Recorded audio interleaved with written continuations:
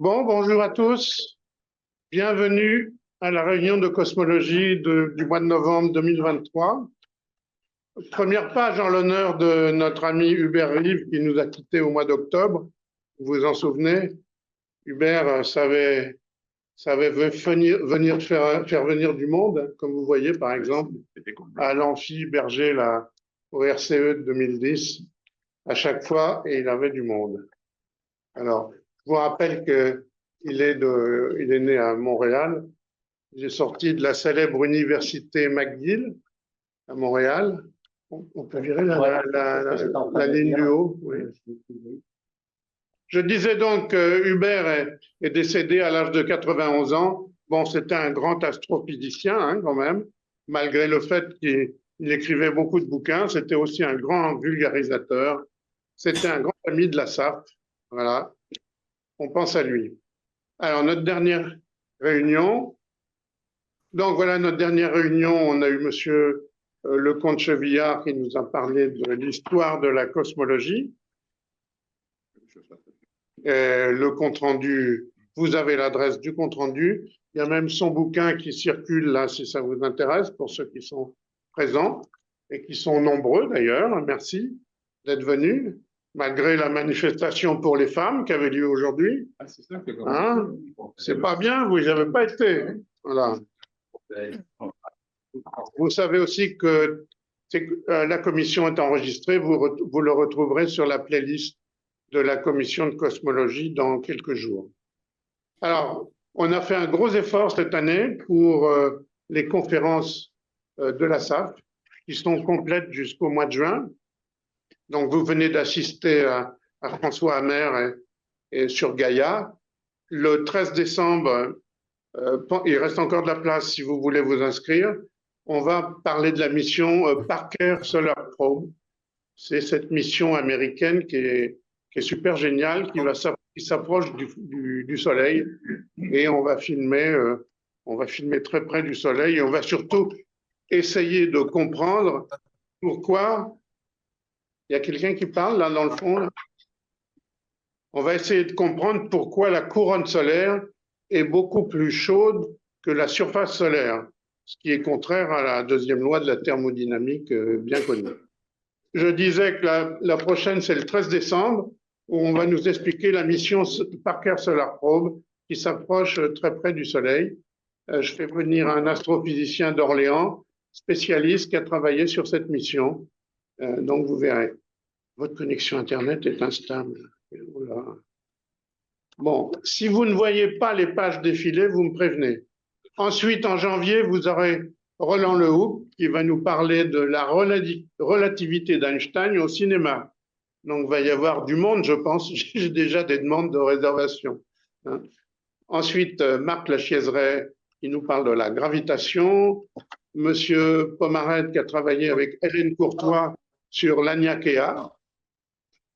Et puis Bruno Sicardi sur les occultations stellaires. On lui remettra à cette occasion le prix Janssen. Yael Nazé, enfin une femme. J'ai eu beaucoup de mal à avoir des femmes cette année. Hein. Et Daniel Kunt qui conclura la saison. Comme vous le savez, c'est stocké aussi sur notre site. Vous avez vu la page maintenant de la dernière conférence? Oui, ça avance? Oui, pas de réponse. Oui, on voit donc ça marche. Ok. On voit long fil. Oui. Donc, on a reçu le 8 novembre François Hammer de l'Observatoire de Paris. Il y avait une centaine de personnes dans la salle et 110 personnes sur YouTube, donc notre quota habituel de 200 personnes. Et François nous a parlé des derniers résultats de Gaïa, notamment un résultat qui est assez incroyable, c'est que notre galaxie pèse en gros 5 fois moins que ce que l'on pensait. Elle ne pèse que 200 milliards de masse solaire, c'est pas beaucoup, il paraît. On s'attendait à 5 fois plus. Et vous lirez le compte-rendu ou vous verrez sa conférence, il vous expliquera pourquoi. Donc la prochaine fois, on reçoit le 13 décembre Thierry Dudoc de Witt qui nous parle de la mission Parker. Voilà. Notre ami Jacques, ici présent, donne ou va donner va donner à partir de… C'est en janvier, hein, j'ai passé… Ok, à partir de janvier, ouais. des cours de cosmologie comme tous les ans. Et le programme, c'est celui-là ou c'est celui de l'année dernière, ça? Oui, non, c'est celui de cette année. C'est celui de cette année, voilà. Donc, vous voyez le programme. Ouais. Ce sera les mardis de 18 à 19h30. Je le ferai en visio. En visio, d'accord. Donc, il faut s'inscrire. Oui. D'accord. Et on s'inscrit auprès de toi? Bah, ouais, je veux bien, mais moi, je vais retransmettre parce que j'ai pas le contrôle de Zoom, hein, depuis chez moi. Bon, bon, on verra comment on s'inscrit. Notre ami Stéphane Miralovic, qui est là ou qui n'est pas là? Qui n'est pas là, donne des cours de mathématiques pour la cosmologie. Alors attention, on interroge à la fin de la séance. Hein, et le premier cours démarre, a démarré. Oui, oui, très, très bien. C'est toi, Stéphane? Non, bon, d'accord. Alors, les dernières conférences sont disponibles, vous voyez. Oui, il fait déjà froid, hein, à geler, là. Alors, il y a d'autres conférences hein, en région parisienne que vous voyez ici. En fait, les deux principales, c'est la SAF et l'IAP, mais il y en a quelques-unes d'autres, donc que j'ai listées ici. Donc, vous pouvez les noter, vous les aurez dans le compte-rendu et vous les retrouverez sur mon site. Bon. Et alors, je signale pour les… Monsieur, oui, Monsieur Klefstas, coupez votre micro. Allez, bon, merci. Merci, d'accord. Donc, je vous signale quand même pour les cosmologistes effrénés, il y a une conférence en visio d'un prix Nobel, Adam Ries, que vous connaissez, le 12 décembre à 16h. C'est gratuit, hein. C'est organisé par notre ami de l'école Chalonge, Norma Sanchez. Et si vous n'étiez pas inscrit l'année dernière, il suffit de cliquer sur l'adresse que vous voyez en bas pour vous inscrire et vous aurez le lien pour participer à cette conférence. Et cette conférence, c'est sur un sujet évidemment intéressant et actuel, c'est sur H0, la constante de Hubble et l'expansion de l'univers. C'est ce qui lui a valu d'ailleurs le prix Nobel. Voilà. Alors, quelques actualités très courtes avant que je passe la parole au suivant. Justement, à propos de cette constante de Hubble, vous savez qu'il y a un petit, je dis petit, mais c'est un euphémisme, un problème au niveau de la cosmologie sur cette constante. Cette constante qui mesure le taux d'expansion de l'univers, qui s'appelle H ou H0, qui est la valeur d'aujourd'hui, qu'on devrait appeler d'ailleurs constante de Hubble-Lemaitre. Maintenant, je crois que c'est officiel. Et elle est exprimée en kilomètres par seconde par mégaparsec. Bon, et il se trouve que suivant la méthode que l'on emploie pour mesurer cette constante, eh bien, on arrive à deux valeurs légèrement différentes. Par exemple, 73 et 67. Vous allez me dire, c'est pas énorme, c'est peut-être une erreur de mesure, c'est peut-être la barre d'erreur. Eh bien non, ce n'est pas la barre d'erreur, c'est totalement en dehors des barres d'erreur et on ne sait pas pourquoi au moment. Alors peut-être que notre ami Olivier le sait, il nous en dira un mot. Voilà. Et là, le télescope James Webb s'est lui mis aussi dans la course pour mesurer cette constante et il confirme la valeur des céphéides, la valeur des 73 km par seconde par mégaparsec. Voilà, donc vous lirez cet article. Hein, le mystère reste entier. Donc ça, je vous l'ai dit. Un dernier point, l'antimatière ne tombe pas vers le haut. Eh oui. Pourquoi? Parce qu'il y en a qui pensaient que, comme c'était anti, peut-être qu'au lieu de faire ça, elle faisait ça, elle montait. Eh bien non, l'antimatière ne tombe pas vers le haut. On a fait des manips. Alors, vous savez que le problème de l'antimatière, c'est où est-ce qu'elle se trouve? au début de l'univers, il y avait autant de matière que d'antimatière. Maintenant, a priori, il n'y a pas d'antimatière dans un univers très proche de nous et même lointain. On n'a pas encore trouvé de galaxie d'antimatière. On ne sait pas pourquoi. Alors, on a eu l'idée au CERN de faire une expérience dans laquelle on enverrait. Vous savez que le CERN, c'est un des rares endroits où on fabrique des antiprotons. Et on a eu l'idée de faire tomber des protons, pardon, des antiprotons dans un tube comme ça, pour voir, on les lâche et on voit s'ils vont vers le bas ou s'ils vont vers le haut. Oui, ça vous fait rigoler, hein, mais ils vont bien vers le bas. Alors, l'antimatière subit la même gravité que la matière. On ne connaît pas l'intensité. Oui, alors en fait, j'ai lu l'article, Oui. ça tombe pas vers le haut, d'accord? Par contre, en fait, l'idée, c'est de savoir est-ce que ça tombe avec la gravitation G, quoi, à 8,9 mètres de seconde carré, et ça, les barres d'erreur sont encore trop importantes pour nous. Mais ça, c'est ce qu'ils veulent voir après. Est-ce que ça tombe de la même façon que la matière normale? Oui. Mais on va continuer à faire des investigations dans ce genre. C'est des antiatomes, en fait. C'est pas des antiprotons. Parce qu'ils sont neutres, oui. Oui. Avec des anti-électrons. Ah oui, oui. J'ai dit C'est délicat, j'imagine. Non, j'ai dit anti-H. C'est moi qui viens de dire antiproton. C'est des anti-atomes d'hydrogène. Bon, je vous ai fait passer quelques bouquins à lire que je trouve intéressants. Avant d'attaquer, moi j'ai compris qu'avec le télescope Webb, on était quand même très surpris d'avoir des galaxies et des trous noirs nature si proche du Big Bang. On en a parlé la dernière fois. Non, mais dans les événements, ça. Oui, mais j'en ai parlé la dernière fois, d'accord? Et c'est sur mon site, si ça vous intéresse, il y a un article là-dessus. Et c'est vrai, hein, c'est un des grands mystères de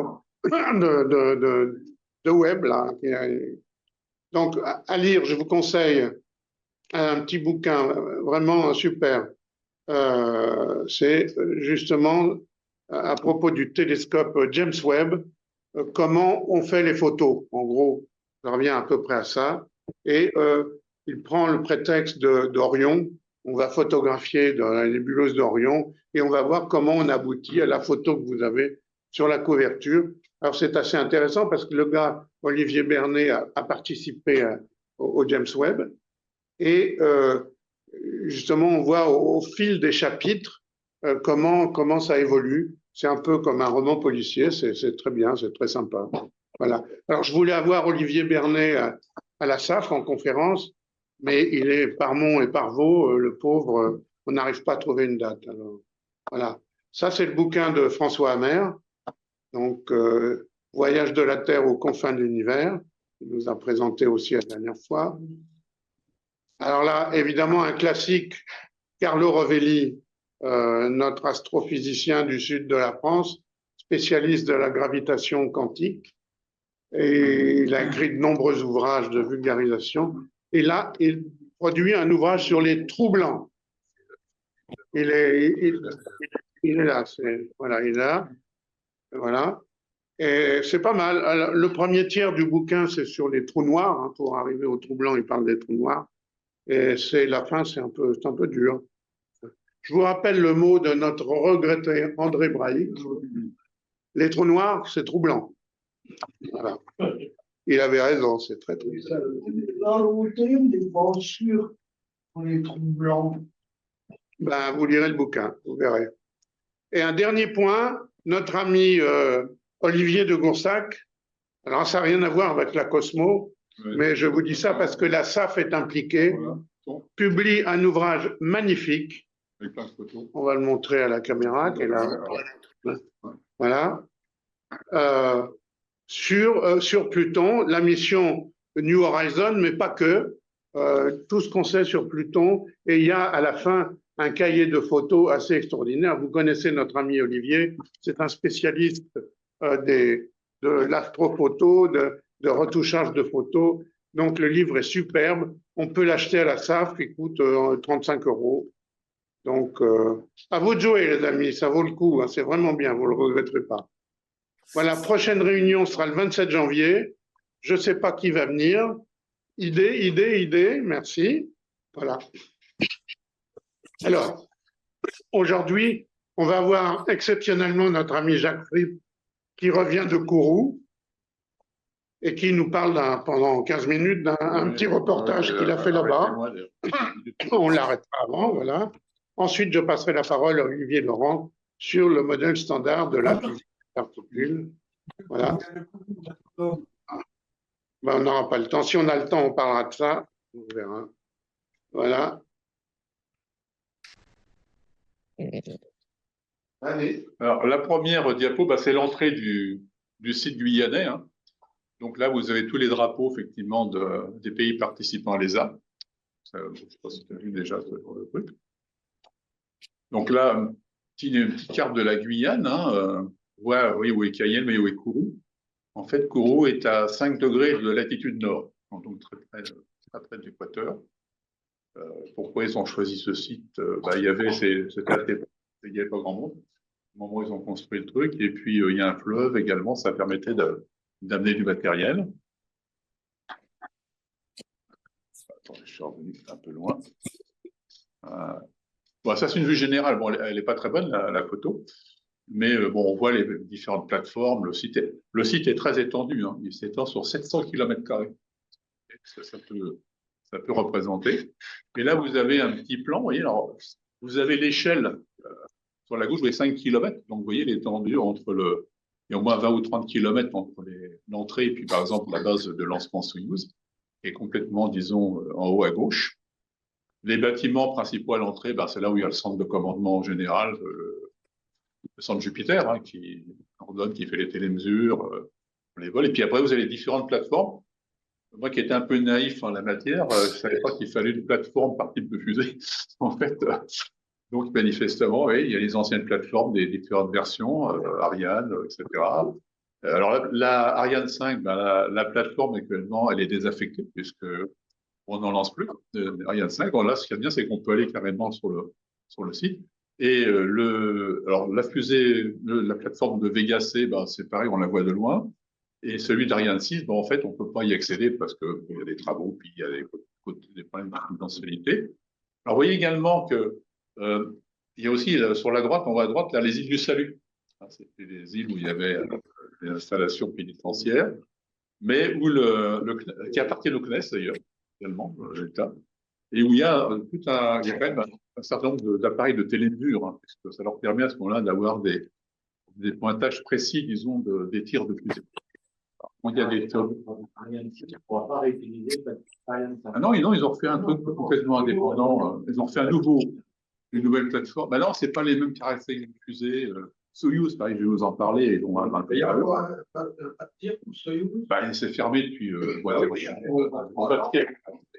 Le dernier tir a eu lieu, je vous montrais, le 10 février à 25, et les Russes ont laissé allumer maintenant. Les Russes sont partis. Voilà. Ils ont emmené leur fusée avec? Ah non, il y a plein de pièces détachées. Non, mais il y a les scellés, tout. Oh là là, non, ça s'est fait correctement, hein. Les scientifiques se sont bien entendus. Ça, c'est le fleuve Kourou, en fait, hein, puisque effectivement, on connaît Kourou, mais il y a un grand fleuve. Il faut dire que en Guyane, les fleuves, il y en a partout. Donc, ça donne une idée quand même de la largeur du fleuve, surtout que ça, c'est pas au bord de la mer, c'est à 20-25 km. Alors voilà les différents. Bon, j'ai fait un petit récapitulatif sur les fusées, hein. Donc les actuelles, hein, Vega, alors Vega C, c'est la nouvelle version de Vega, mais là, ils sont tentés, donc ils sont en train de regarder ce qui n'a pas marché. Ariane 5, c'est un petit peu pour la référence. Le problème d'Ariane 5, c'est qu'effectivement, il est très cher. Il est très cher, puis c'est fabriqué de façon. Il n'y en a plus. Ils ont plus fabriqué. Et c'était fabriqué de façon artisanale. Alors donc, ils ont essayé de corriger le tir avec d'une part Vega C et puis Ariane 6 qui décline en deux versions. Vous voyez, une version à 2 boosters et une version à 4 boosters. Le problème d'Ariane 5, c'est que par exemple, pour une orbite géostationnaire, il a une capacité de 10 tonnes. Alors la plupart de 10 tonnes, c'est 2 satellites. Alors s'il lance 2 satellites, c'est haut, mais quand il lance 15, c'est trop cher. Donc là, la version que vous voyez, la première à 2 boosters, elle a une capacité de charge de 5 tonnes en géostationnaire, et puis la nouvelle, elle a un peu plus de 12 tonnes, un peu plus de 10 tonnes.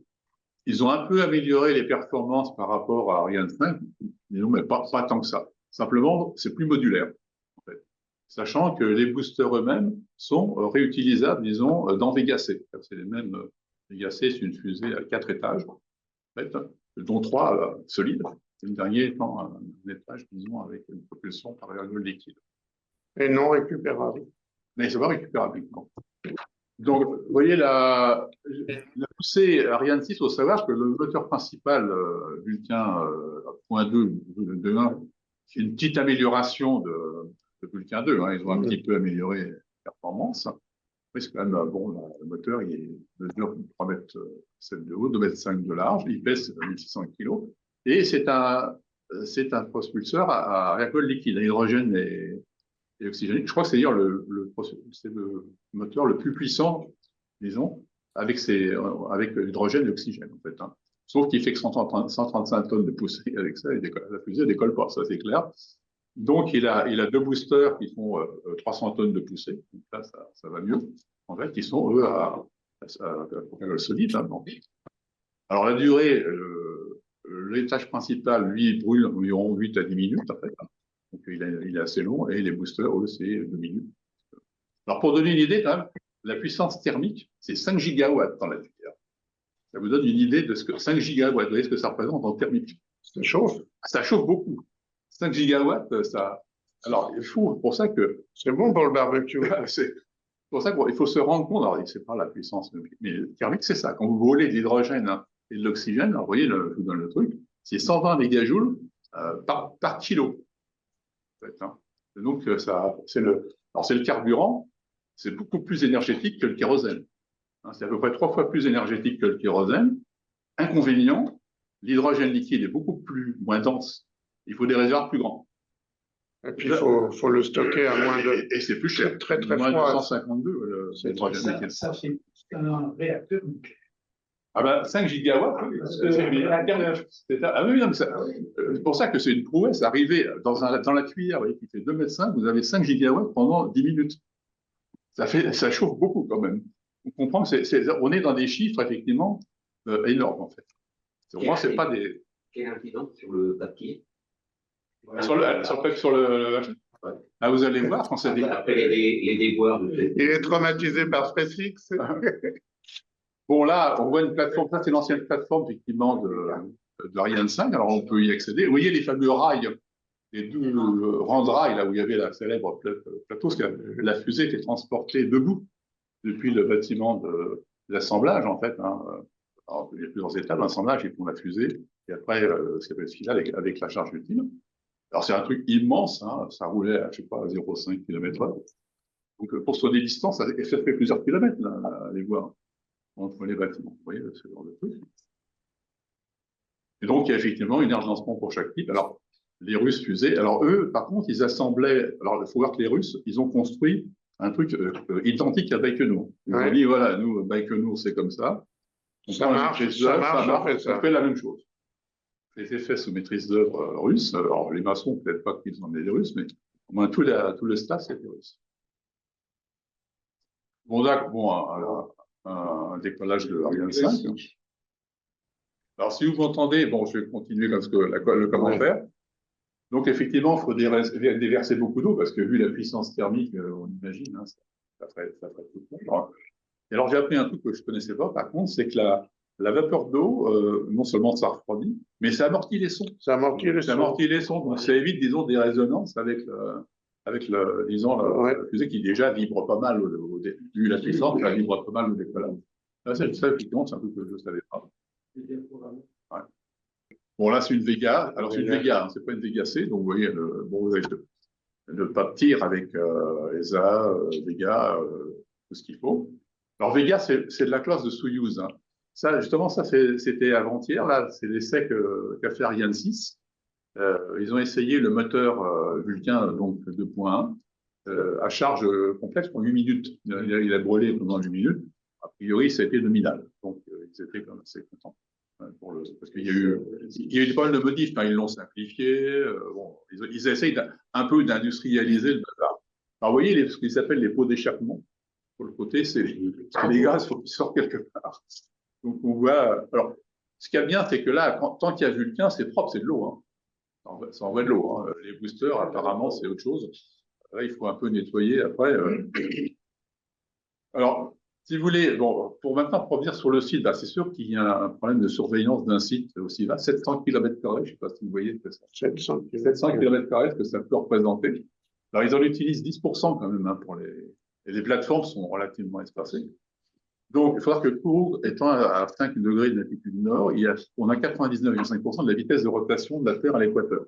En particulier, pour tout ce qui est lancement, disons, en géostationnaire. Vers l'est, On gagne pas mal. Moi, je donne l'exemple avec les Soyouz, tirés de Baïkonour, une charge utile de 2,6 tonnes, le même à Kourou, 3,2 tonnes. Voilà. Donc, on gagne en même. Alors, le personnel, vous avez 1600 personnes qui sont sur le site. Hein. C'est à 0,5% de la population, mais qui représente 17% du PIB de la Guyane. C'est parce qu'il y a la technologie, il y a beaucoup d'étrangers, ça. Et les Russes, il y avait 200 Russes à Kourou, avec les familles, ils sont partis. Et en fait, tout est scellé, on ne peut pas rentrer. Il paraît que déjà, quand il y avait les Russes, il fallait être accompagné par un Russe pour rentrer dans leur. Enfin, ça devait s'arranger avec quelques verres entre temps, mais. Et dans les hangars, alors il y a plein de pièces détachées de Soyouz, de Soyouz, qui ne les ont pas embarquées. Il y a au moins une trentaine de conteneurs marines avec des pièces détachées de Soyouz qui sont tous scellés également. Bon, voilà ça ressemble plutôt à un haut fourneau, en fait, c'est pas un haut fourneau. C'est le poste de lancement de tir de Soyouz. Alors eux, la peau d'échappement, c'est en dessous, parce que au dernier moment, ils se mettent en dessous. Puis alors les normes de sécurité, c'est pas tout à fait pareil, parce que le poste de tir, s'il y a un poste de tir, il y a un poste de commandement. Bon, chez nous, il est en général à 1 kilomètre, hein, je sais jamais. Puis dans un bunker, chez eux, il est juste au pied du poste.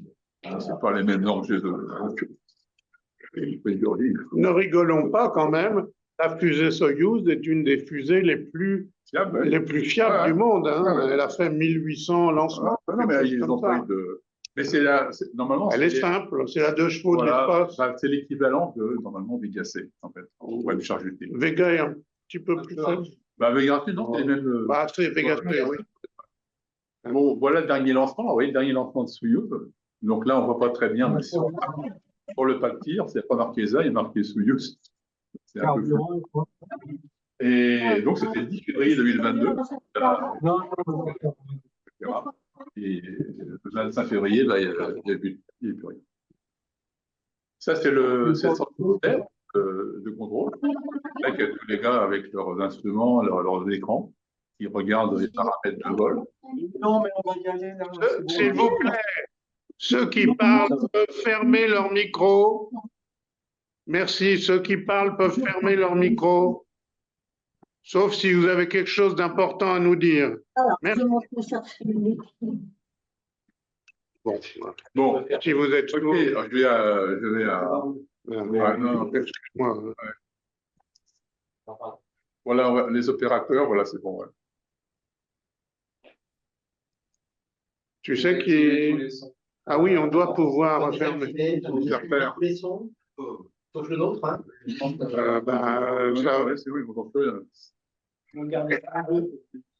Ça, à mon avis, c'est dangereux de faire un truc comme ça. Non, mais on va y aller. Non. Voilà. Oublie, parce que sinon... Ouais. Donc, propriétaire, le CNES est propriétaire des 700 km², c'est-à-dire c'est l'État, en fait. Le CNES, c'est l'État. Ouais. Il y a aussi des îles du Salut. En fait, oui, ils sont mis à côté du Ban. Parce que l'île du Salut, ils sont quasiment sur la trajectoire quand ils lancent vers l'Est. Ils tirent vers l'Est. Et c'est quasiment dessus. Donc, tout est équipé tout est évacué quand il y a un tir. Alors, le CNES, maintenant, c'est le centre d'études spatiales. C'est un établissement public à caractère industriel et commercial, chargé d'élaborer et de proposer au gouvernement français le programme spatial, puis de les mettre en œuvre. Alors, le CNES, dans ses chiffres 2020, dispose d'un budget de 2,12 milliards d'euros en 2020, c'est quand même pas mal. Hein. Ce qui reste le plus important en Europe, 45 € par habitant, deuxième au monde. Alors, il inclut la part reversée à l'ESA, dont le CNES est le plus gros contributeur. Je ne peux pas avancer. Ah, je suis coincé là.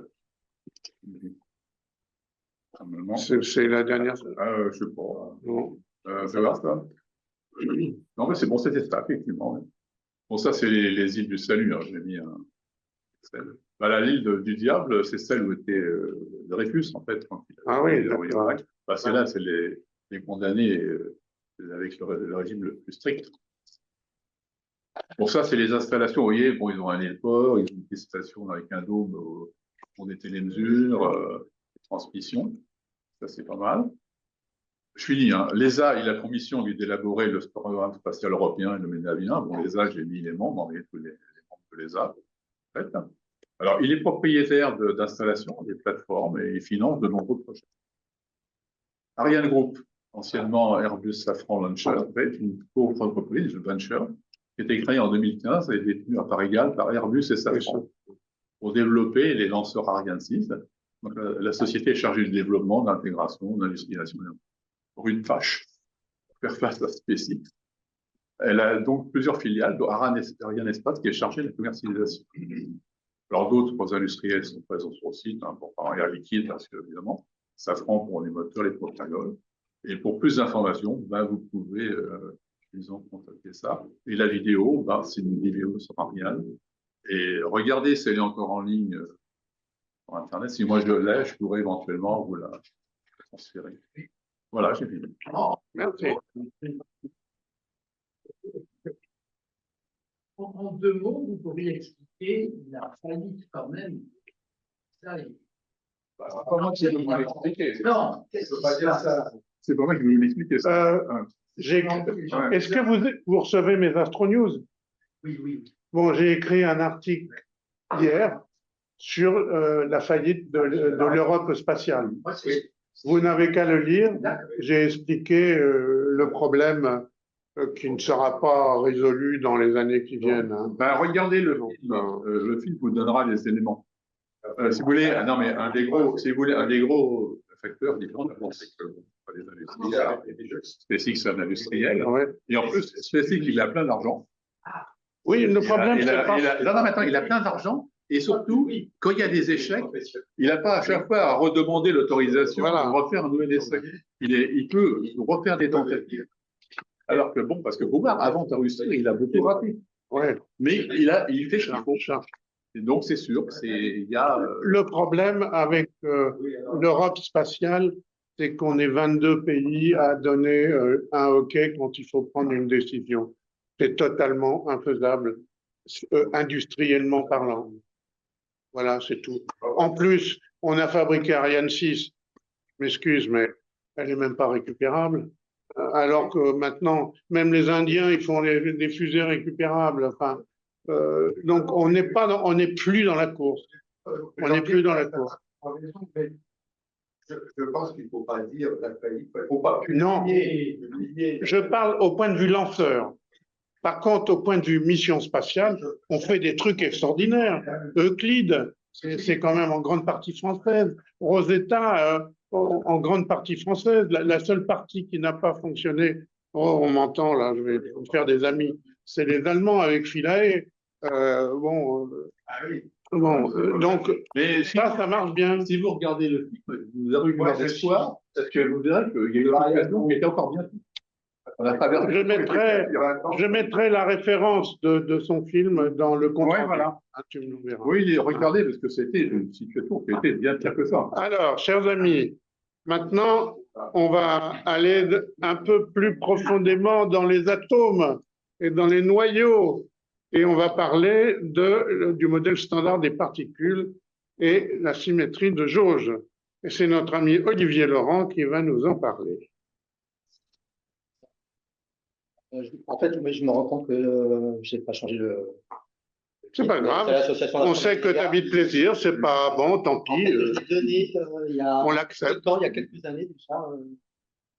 J'ai fait une présentation donc, vendredi soir. Et comme on n'avait rien compris, ben, il le C'est un peu refait. Voilà. technique, je pense, mais ici, je pense qu'elle va convenir. Donc, j'ai repris la présentation, je l'ai un petit peu modifiée, un petit peu améliorée, etc.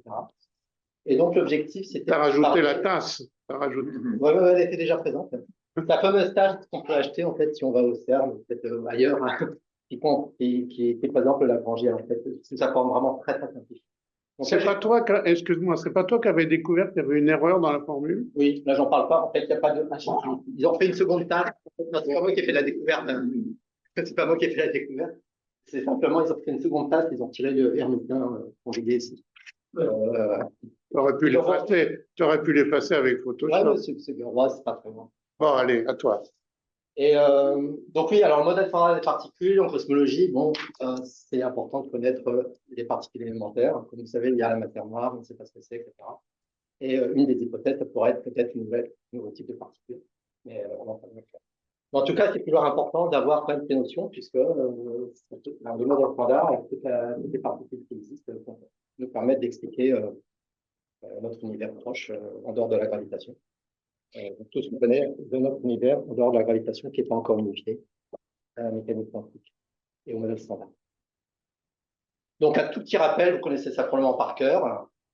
On a les atomes, 10-10 mètres, c'est la l'ordre de grandeur de la taille. Le noyau, 100 000 fois plus petit, c'est 10-14 mètres. Donc, en fait, le noyau est tout petit, contient l'essentiel de la masse. Souvent, on dit en fait que les atomes sont lipides. Avec les électrons qui ne sont pas vraiment, en fait, une vieille image, hein, c'est celle de l'atome de Bohr ici. Et bien entendu, les électrons n'ont pas un mouvement bien défini, c'est une densité de probabilité autour du noyau. Et quand on regarde un peu plus en détail au niveau du noyau, on a les neutrons, les protons, 10-15 mètres. Excusez-moi, vous pouvez parler dans le micro parce que quand vous vous éloignez du micro, on n'entend plus. Ah oui, alors en fait, ce que je vais faire peut-être, c'est que je vais rester sur mon appel. C'est mieux. Ça sera mieux. Rapproche le micro. Et je rapproche le micro. Voilà. Vous m'entendez bien là? Parfait. Nettement mieux. Nettement mieux, ah, c'est parfait. Merci.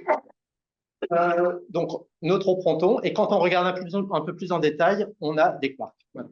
Et le quark, voilà, c'est pour l'instant, on n'a pas plus bas.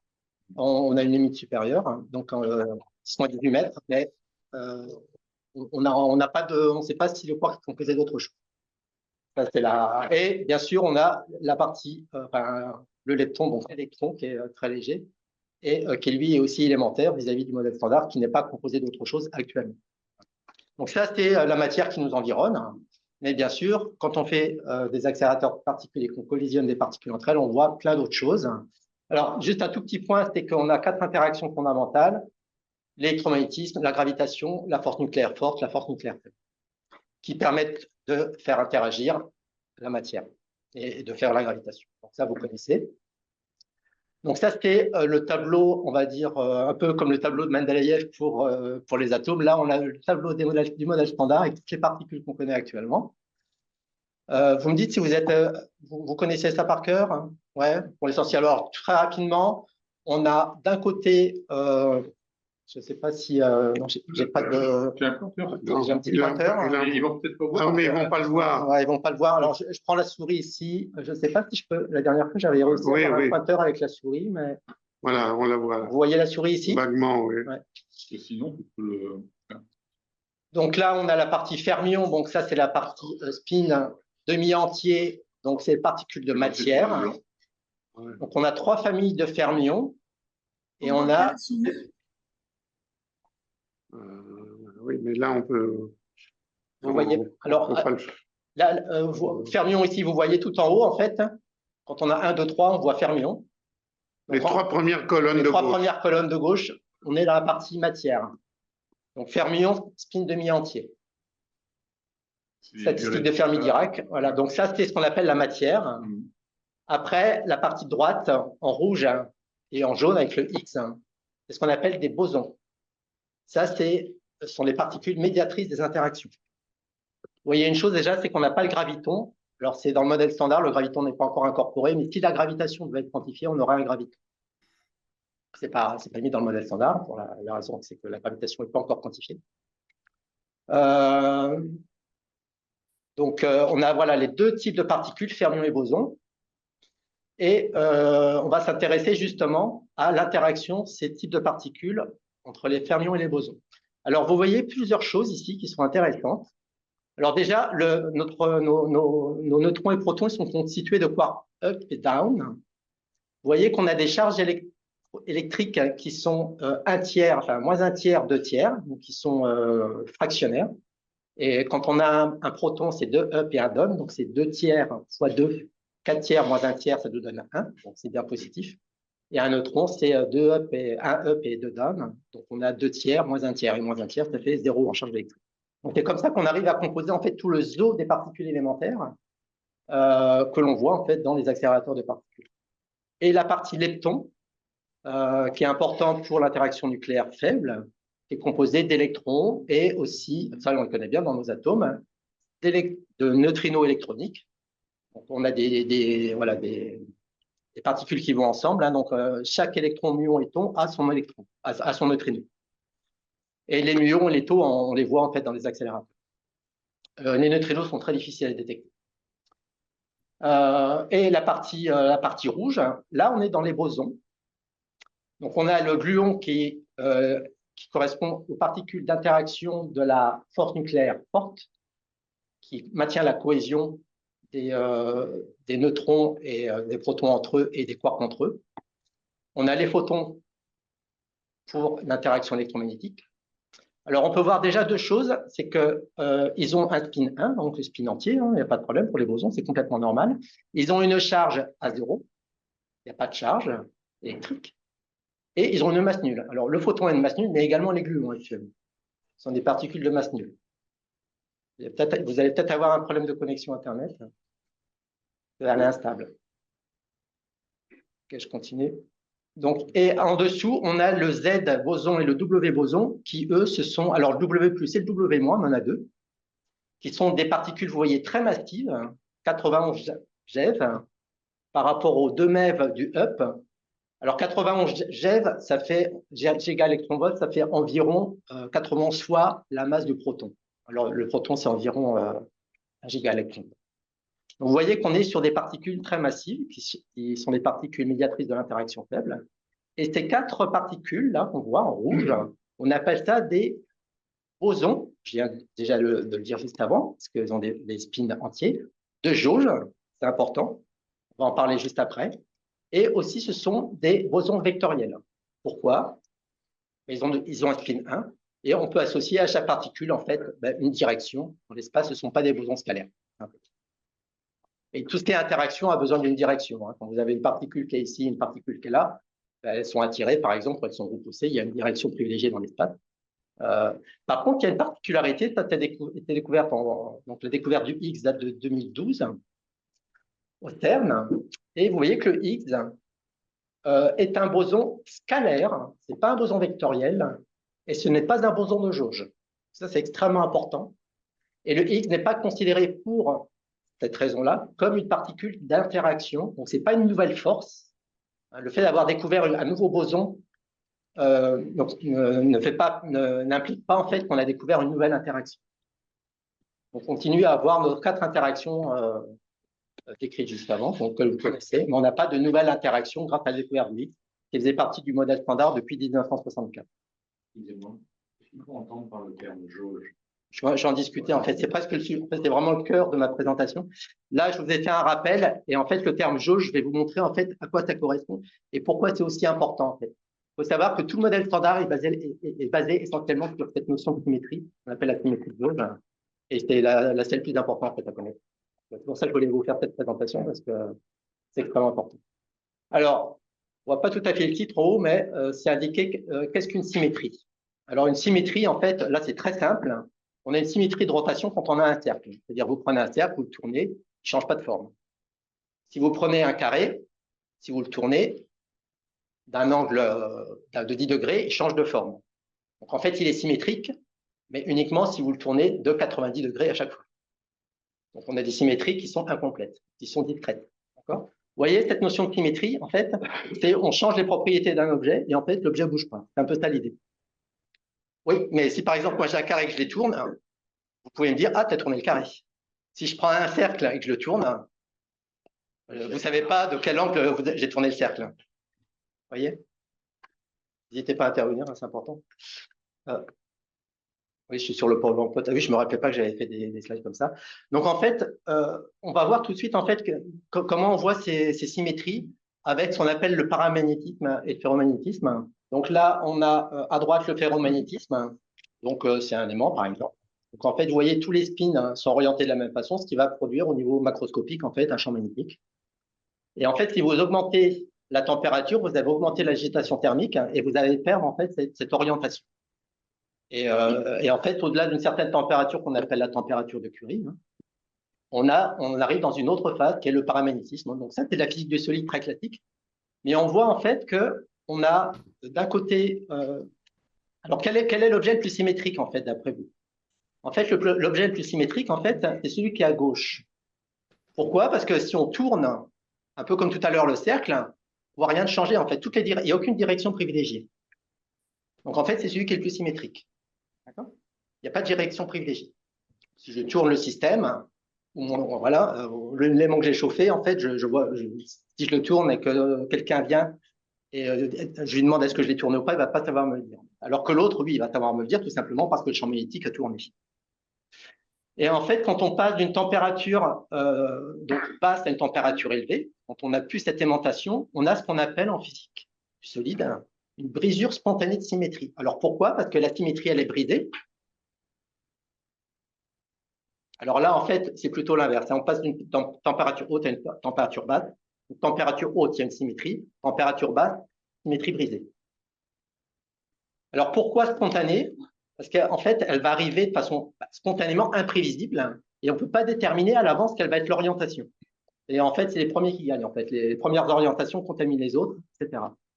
Donc là, on a une orientation dans une direction, mais si on refait la manip, si on rechauffe et qu'on rebaisse la température, ça peut s'orienter différemment. Donc ça, c'est imprévisible et c'est spontané. Et en fait, en physique des particules, le boson de Higgs, je vais en parler après, est le résultat d'une brisure spontanée de symétrie. Donc, mais en fait, ça a été découvert par des gens qui travaillent en physique du solide partiellement, où ils ont utilisé ce mécanisme qui existait aussi. On l'a aussi dans tout ce qui est supraconductivité, etc. J'ai un petit souci. Ça marche pas? Voilà. Alors, on a deux types de symétrie. On a plein de types de symétrie, mais ça, c'est les grandes classes de symétrie. Alors, la symétrie externe, c'est symétrie d'espace-temps, par exemple. Donc, on prend un objet, on fait une expérience dans le laboratoire, par exemple. Je déplace mon laboratoire spatialement, je fais la même manip, j'obtiens les mêmes résultats. On dit qu'on a une symétrie de translation, en fait, au niveau d'une coordonnée d'espace. Si je fais la même manip aujourd'hui, je fais la même manip demain, je vais avoir les mêmes expériences. Donc, on a une symétrie dans le temps. En fait, on vit dans un univers en fait, où les lois, et heureusement d'ailleurs, ne changent pas en fonction du temps et en fonction de l'endroit où on fait l'expérience. C'est-à-dire qu'on considère que sur Terre, en fait, les lois qu'on trouve sont les mêmes que dans tout l'univers, et on considère même qu'elles sont les mêmes dans le passé et dans le futur. Ça, c'est une hypothèse extrêmement forte, une symétrie externe. Mais on a aussi ce qu'on appelle des symétries internes, et ça, c'est en mécanique quantique qu'on a ça, où on a des degrés de liberté qu'on peut modifier sans modifier le résultat d'une expérience. Ça, c'est important. Alors, comme on est sur les symétries, tout à l'heure, on avait vu qu'on avait des symétries discrètes avec le fameux carré. Donc là, on peut avoir des symétries discrètes. Après, c'est un petit peu mathématique, la notion de symétrie. Il y a des groupes qui apparaissent en mathématiques. Donc, fini et infini. Donc, typiquement, c'est la rotation d'un triangle. 0, 120, 240, on a des symétries finies. Et infini, c'est par exemple les nombres entiers, en fait, qu'on décale de moins l'infini à plus l'infini, en entier, qu'on décale de 1, par exemple. On obtient exactement la même liste de nombres entiers, de moins l'infini à plus l'infini, juste en décalant d'une unité ou de n unités la liste des nombres entiers. Donc ça, c'est une symétrie infinie. Et nous, ce qui va nous intéresser, ça va être les symétries, donc discrètes. Nous, ce qui nous intéresse, c'est la symétrie continue. Donc là, on va bouger le système de façon continue. Et on va s'intéresser surtout aux symétries compactes. Alors, les compacts, c'est le cercle qu'on tourne. Là, on peut le tourner de n'importe quel angle, ça reste toujours un cercle. Et nos compacts, en fait, c'est comme une ligne, en fait. On peut la translater quand elle va de moins l'infini à plus l'infini. En mathématiques, on peut toujours la translater, en fait, d'un nombre quelconque. On a toujours la même ligne. Donc, on appelle ça non compact, en fait, parce qu'il n'y a pas de limite, en fait. Elle est non compacte, elle est infinie des deux côtés. Donc, nous, ce qui va nous intéresser, ce sont les symétries continues compactes. Et ça, c'est la base du modèle standard, en fait. Symétrie non continue, compacte, c'est ça? Qu'est-ce que tu as dit? Continue, compacte. Symétrie continue. Alors, dans les symétries Maintenant, on a deux types de grandes classes de symétrie. On est toujours dans les définitions des symétries. On a des symétries globales, c'est-à-dire que je vais considérer, je vais modifier, je vais faire la modification. Par exemple, si on a un champ physique, je vais faire une modification en chaque point du champ, la même modification partout, dans tout l'espace, à un instant donné. Donc, en fait, on fait et en fait, le résultat physique, on en conclut qu'il ne change pas, on ne voit rien changer. Par contre, j'applique la même modification partout. Typiquement, le cercle, si j'ai n cercles, je vais le tourner du même angle partout. Donc ça, c'est ce qu'on appelle une symétrie globale. Et nous, ce qui va nous intéresser, c'est une symétrie qui est plus forte, qui est plus contrainte. C'est la symétrie locale. Alors, la symétrie locale, c'est quoi? C'est qu'on a plein de cercles et on les tourne tous. Alors, c'est une image, bien entendu. Hein. On va les tourner tous d'un angle qui va être différent en fonction de l'endroit de l'espace, de l'événement. Et en faisant ça, eh bien, en fait, le système physique, au niveau expérimental, ne change pas. C'est-à-dire, les résultats de la théorie ne changent pas. C'est ce qu'on appelle, alors ça, c'est ce qu'on appelle une théorie de jauge. Les théories de jauge, alors des fois, les gens ils disent des théories de jauge globales ou locales, mais la plupart du temps, une théorie de jauge est basée sur un groupe de symétrie locale, donc une symétrie locale, qu'on appelle un groupe de jauge. Alors, le prototype le plus simple, c'est l'électromagnétisme classique de Maxwell. Alors, en fait, ce terme a été introduit par Hermann Weyl en 1918. Hein, c'est pas très vieux quand même. Hein. C'était pour une tentative d'intégrer en fait l'électromagnétisme avec le champ gravitationnel, et il avait utilisé il avait utilisé un facteur d'échelle pour essayer de les intégrer. C'est les mêmes théories. Bien sûr, sa théorie était infructueuse, mais l'idée était née. Alors en fait, le terme de jauge, d'où il vient ce terme? Il vient en fait de la distance, enfin de l'objet qu'on utilise pour mettre en place les deux rails d'une voie ferrée. On veut en fait que l'écartement soit le même tout le temps. Donc en fait, les ouvriers, les ingénieurs, ils utilisent une jauge. En fait, c'est un bout de métal. On utilise un métal qui ne se pas trop en fonction des températures, mais un bout de métal qu'on utilise, c'est toujours le même. Vous voyez? C'est ça qu'on appelle une jauge. Donc en fait, c'est arbitraire. C'est-à-dire que, pourquoi c'est arbitraire? Ben parce que, je l'indique un petit peu là, tout le monde n'a pas la même jauge. C'est-à-dire qu'en effet, l'écartement des lignes de chemin de fer, c'est une image bien entendu, diffère en fonction du pays. Voilà. Eh ben, en fait, nous, ce qu'on va faire en physique, c'est un peu cette même idée, c'est qu'on va changer les jauges localement et elles vont être toutes différentes en fonction de l'endroit où on est. Alors là, c'est plutôt par région géographique et au niveau historique aussi. Et vous voyez qu'on n'a pas le même écartement d'un endroit à un autre. Et on considère qu'on n'a pas une même jauge d'un endroit à un autre. Et pourtant, les trains circulent. Alors bien sûr, ils ne peuvent pas passer d'un endroit à un autre parce que la jauge bouge. Alors là, on est au niveau mathématique. Alors ça, vous avez dû le voir probablement dans les ouvrages que vous lisez de vulgarisation, parce que souvent c'est indiqué. C'est les groupes de symétrie. Alors, alors il y en a plein de groupes de symétrie, puisqu'en fait, c'est ce qu'on appelle des groupes de Lie. On a des groupes de symétrie unitaires. Donc, ce qui va nous intéresser, c'est l'unitaire et le spécial unitaire. Alors, l'unitaire, voilà, en fait, c'est des symétries tout le temps compactes. Hein. Donc, je l'avais dit tout à l'heure. La spéciale unitaire, elle est différente de l'unitaire, en fait, par le fait qu'il y a un déterminant égal à. Donc, et là, la chose importante ici, donc vous ne voyez pas, je vais essayer de déplacer. C'est que là, on voit le nombre de dimensions en fait de chacune des symétries. Donc, quand on a U1 par exemple, ben, U1 ça va nous donner n au carré, ça va nous donner une dimension. Et quand on a SU2 par exemple, ça va nous donner 2 au carré, donc 4 moins 1, 3. Ça va donner 3 dimensions. Et SU de 1? SU de 1 SU de 1 c'est égal à U1, puisque le déterminant est égal à 1. Ah bon, ça aurait En fait, sinon, j'aurais fait 0 dimension. Oui, je crois que ça existe, ouais. En fait, le SU de 1, je crois qu'il doit être égal à U1. Il n'y a pas de... Dommage. Ouais. Parce que quand il n'y a qu'une seule... ouais. On parle de termes complexes ici, puisqu'on est en mécanique quantique, en fait. Donc, en fait, on va être sur des champs complexes, hein, sur des variables complexes. Donc, avec une partie réelle et une partie imaginaire. Et alors, pourquoi c'était important ces groupes de symétrie? Pour l'instant, vous ne voyez pas l'idée, mais je vous l'annonce déjà un petit peu. c'est que le nombre de dimensions va nous donner le nombre de bosons de jauge en fait associés à la symétrie. Donc quand on a n égale à 1, on a un boson, donc on a le photon. Quand on a SU2, ça c'est le groupe de symétrie d'interaction faible, hein. On a L égale 2, ça nous fait 3. On a bien 3 bosons de jauge. Et quand on a SU3, ça c'est le groupe de symétrie d'interaction forte, on a 8 bosons. C'est les 8 gluons. Alors pourquoi? Parce qu'il y a 3 couleurs différentes. Alors vous allez me dire, quand il y a 3 couleurs, quand on combine tout ça, ça fait 3 fois 3, parce qu'on a des matrices 3-3. Ça ferait 9. Mais il y a une contrainte avec le déterminant. Donc en fait, ça fait 8 gluons différents. Le déterminant doit être égal. Et en fait, cette symétrie, en fait, historiquement, c'est celle qui a permis à un scientifique, Gell-Mann, de conjecturer l'existence des quarks. C'est-à-dire qu'il a vu, en fait, dans l'interaction forte, il y avait une symétrie qui se dégageait. Il a trouvé son groupe de symétrie, il en a déduit, en fait, l'existence des quarks. Par ce mécanisme un peu... Alors, je vais faire la main comme ça pour voir. On ne voit pas tout à fait en haut, c'est important, mais je vais vous le dire.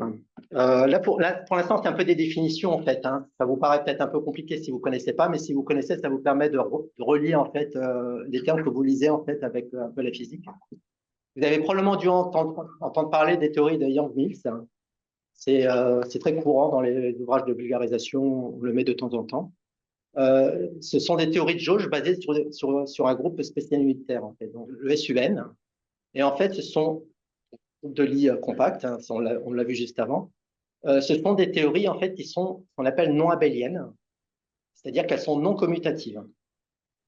Alors la théorie électromagnétique, elle est abélienne, c'est un U1, elle est commutative, mais quand on regarde l'interaction faible et l'interaction forte et l'unification de l'interaction faible avec l'interaction forte, en fait, on a besoin de groupes de symétrie qui sont non commutatifs, qu'on appelle donc non abéliens. Et ça a été découvert dans les années, au début, dans les années 1954. Voilà. Et bien sûr, maintenant, c'est toujours utilisé. Voilà. C'est extrêmement important. Hein, il y a un prix du millénaire au niveau mathématique. Si vous trouvez, si vous savez résoudre en fait certaines problématiques liées aux théories de Yang-Mills, vous gagnez $1 million. Ça a un lien avec la géométrie non commutative. Je ne sais pas. Pas te dire. SU2, c'est le groupe des rotations dans l'espace, je pense. Non, je ne crois pas. C'est SO. C'est SO. C'est les rotations. Oui. Le groupe principal. Tu pars de SO3, mais en fait, c'est un groupe. C'est SO2. SO3, ah, peut-être. non, c'est des matrices. Oui, mais elles sont complètes. Oui, elles sont complètes. Ouais. Non, moi, ma rotation dans l'espace, en fait, on est en termes réels. Hein. Si on prend l'espace à 3 dimensions. Là, chaque terme est complexe. En fait.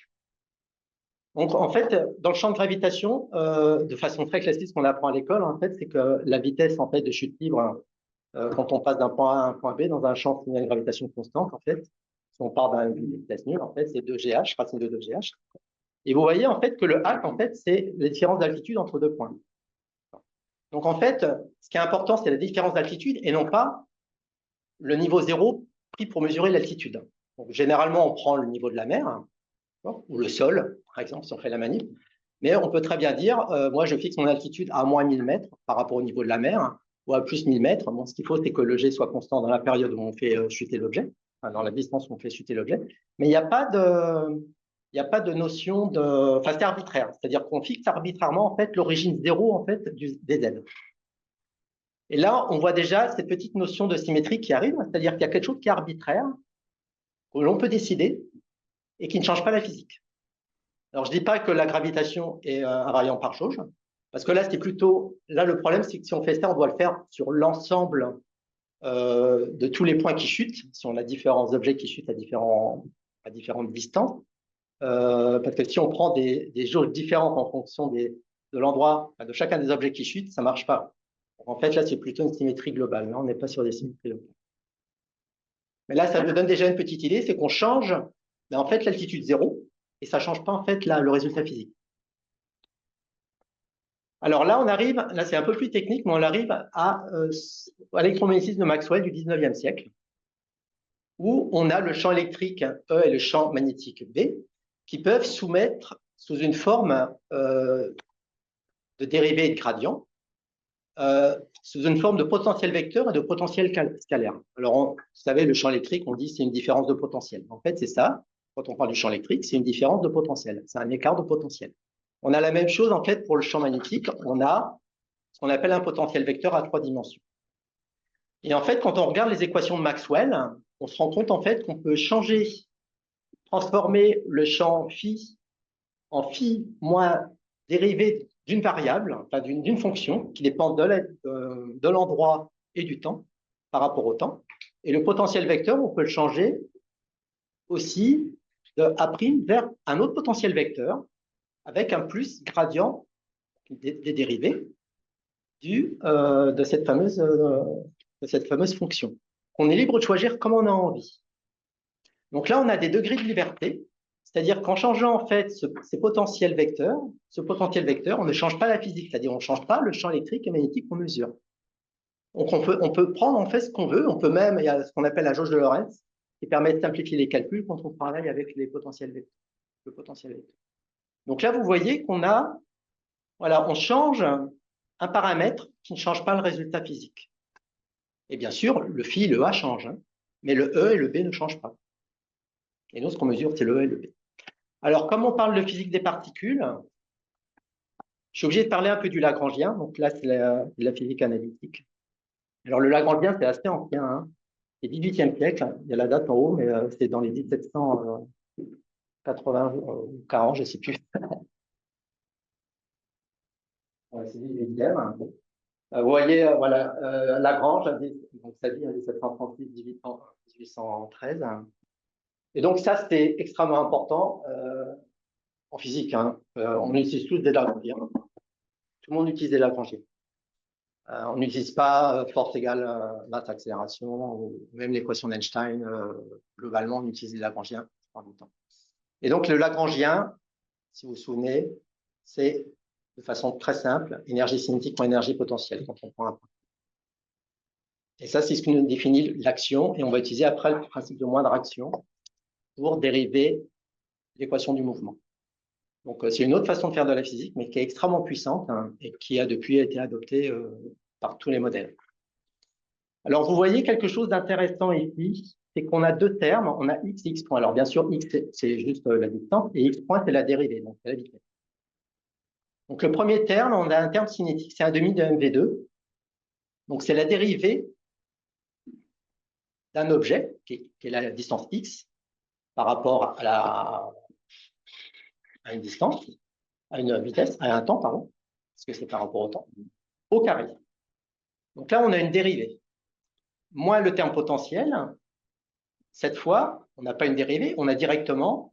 Donc là, c'est pour un ressort hein, de raideur k égale mw carré, très classique, on apprend l'été. Donc là, on a x2. Donc là, on n'a pas de dérivée. Alors là, pour tenir ça, c'est dans le terme cinétique qu'on va avoir des dérivées, et dans les termes potentiels, on n'aura pas de dérivée. Alors en fait, en mécanique quantique, le x, en fait, on va remplacer ça par un champ. C'est-à-dire, en fait, en mécanique quantique, les particules n'existent pas. Ce sont les champs, en fait, qui existent. Les particules sont juste une manifestation, en fait, de l'excitation des champs. Donc, en fait, dans toutes les équations, en fait, du modèle standard, en fait, on utilise des champs. Et c'est comme ça qu'est construit le modèle standard. Alors là, voilà, comment on passe du principe de moindre action. D'ailleurs, on devrait plutôt dire le principe de l'action stationnaire, puisque c'est souvent un minimum, mais ça peut être un maximum, un extrêmum. Mais bon, voilà, c'est comme ça que on utilise le terme moindre action. Et on a l'équation de l'aire Lagrange qui permet justement de partir du Lagrangien pour arriver à la loi du mouvement. Et on retrouve de façon très classique force égale masse ou accélération pour ce petit exemple très élémentaire. Alors, il y a une autre chose aussi, c'est ce qu'on appelle la loi de conservation des minuteurs. Alors, ça a été découvert dans les années, début du XXe siècle. Einstein, quand il a vu ça, il a indiqué dans une lettre que c'était un monument de la pensée mathématique. C'est extrêmement important et le nom des minuteurs restera gravé dans les manuels de physique, voilà, toujours. Elle a trouvé qu'est-ce qu'elle a trouvé? Elle a trouvé que quand il y avait une symétrie on avait une loi de conservation. Donc, en fait, quand il y avait une symétrie dans le Lagrangien, on avait une loi de conservation qui était associée. Alors, ça donne quoi? Mais en fait, quand le Lagrangien, voilà, quand on a une invariance par translation, tout à l'heure, hein, je vous avais dit, hein, quand je déplace mon laboratoire physiquement et que je fais la manip dans un autre labo, par exemple la même manip, j'obtiens les mêmes résultats expérimentaux. Et ben en fait, ça a comme conséquence d'avoir, donc en fait, on considère que l'espace est homogène au niveau des lois physiques, une conservation de l'impulsion. Si on fait ça par rapport à la notion de direction, c'est la conservation du moment cinétique. Et si on fait ça par rapport à l'invariance des lois par rapport au temps, on atteint une conservation de l'énergie. Donc en fait, alors bien sûr, il faut absolument que les lois soient lagrangiennes, puissent se mettre sous une forme lagrangienne, mais actuellement, c'est le cas de toutes nos interactions, en fait, de toute notre physique, elle se met sous une forme lagrangienne. Et pour la partie symétrie locale, j'ai juste mis l'interaction électromagnétique, on a la conservation de la charge électrique par le changement de phase. Alors, voilà, je fais un petit rappel sur juste la notion de briser explicitement ou briser spontanément. Tout à l'heure, je vous avais dit, hein, avec le ferromagnétisme, on a une brisure spontanée. Alors, en fait, au niveau du Lagrangien, ça donne quoi entre les deux? Quand une vraie symétrie qui est brisée, ça veut dire que la loi, en fait, elle est brisée. La loi, c'est-à-dire le Lagrangien, il bouge. Et bien sûr, les solutions bougent. Quand on a une brisure spontanée de symétrie, en fait, c'est-à-dire qu'il y a quelque chose qui change dans notre représentation du système, mais son Lagrangien ne change pas. Par contre, les solutions sont non invariantes. Alors ça, c'est important, c'est qu'on peut avoir une loi qui ne change pas, mais qui a comme conséquence, quand il y a une brisure spontanée de symétrie, qu'il y a une solution, en fait, de cette loi qui va être non symétrique par rapport à la loi avant brisure spontanée de symétrie. Ça représente un petit peu ça. Alors, les gens qui connaissent un peu le boson de Higgs, ils voient un petit peu l'idée. Mais en fait, quand on a un potentiel complètement symétrique, en fait, la bille est en bas. Donc là, on a un potentiel symétrique qui est à gauche. Et à droite, on a également un potentiel qui est symétrique. Vous voyez qu'il est complètement symétrique par rapport à l'axe potentiel. Simplement, il a une forme différente. Par contre, le résultat, enfin, la loi obtenue, en fait, parce que l'équilibre est instable au centre, ça va être soit l'une, soit l'autre. Et c'est ça, c'est un équilibre instable. Et c'est ça, en fait, donc là, on a une symétrie instable. Et on va voir le résultat, en fait, de l'évolution du système physique, en fait, va tendre vers une solution ou une autre solution, bien que la loi sous-jacente soit symétrique. Alors là, je fais un petit résumé. Donc là, on a parlé de symétrie locale, donc ce qu'on appelle les jauges en physique. Mathématiquement, ça se traduit sous une forme de structure mathématique. Donc, pour l'électromagnétisme, c'est U1.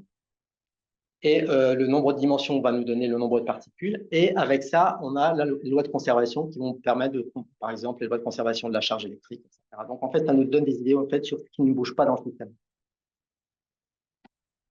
Alors, là, on arrive un peu plus dans le dur du sujet. Je pense que pour certains d'entre vous… Alors, qui a vu cette équation? L'équation de Dirac. Ah, voilà. Alors, vous connaissez l'équation de Schrödinger, probablement. L'équation de Dirac, c'est la version relativiste. Alors, quand on dit relativiste, c'est la version en intégrant la relativité restreinte. L'équation de Schrödinger, c'est une équation classique, c'est-à-dire que c'est un demi de MV2, on va dire, traduit au niveau quantique. Et là, c'est E carré égale M2C4 plus P carré P carré. Donc là, on a le vrai… on a la relativité restreinte intégrée en mécanique quantique. Donc ça, c'était découvert par Dirac. Et le psi, vous voyez ici, alors on a plein de termes, on a des psi avec une barre. Alors le L, déjà, c'est le Lagrangien. Hein. Déjà, première chose, je vous ai pris le Lagrangien.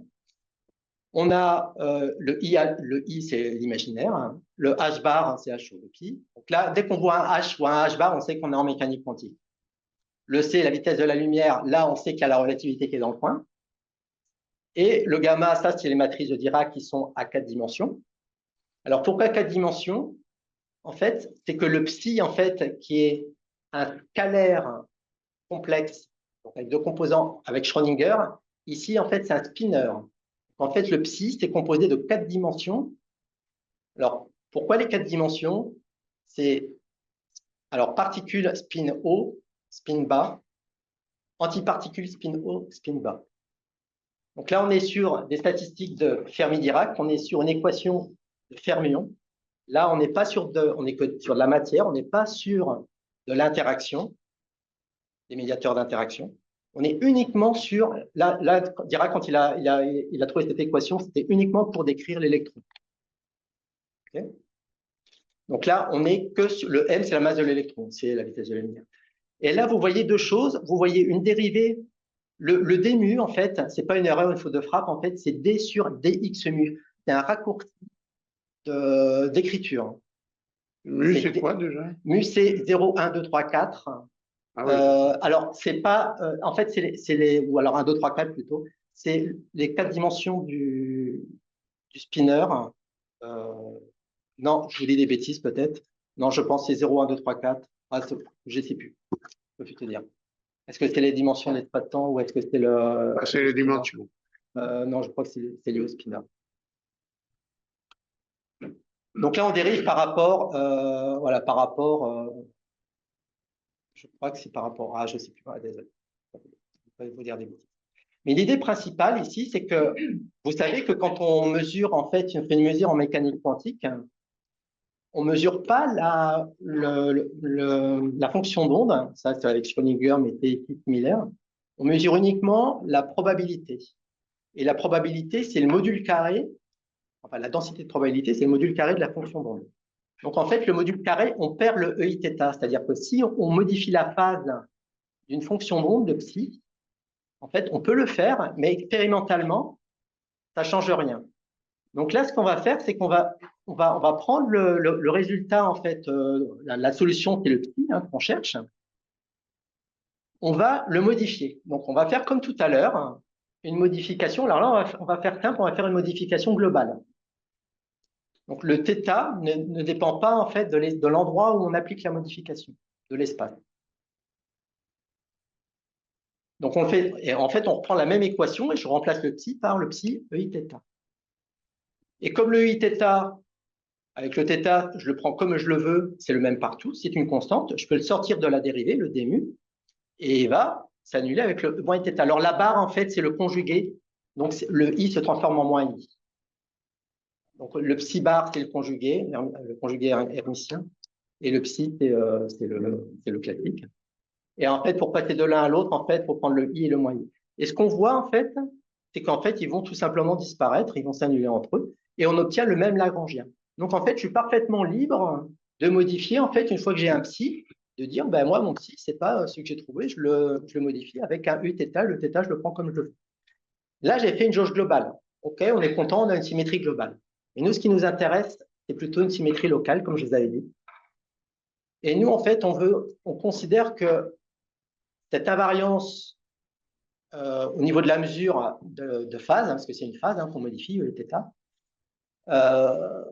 ça ne doit pas dépendre de l'endroit où on est. C'est-à-dire qu'en fait, on peut changer le psi à n'importe quel endroit de l'espace.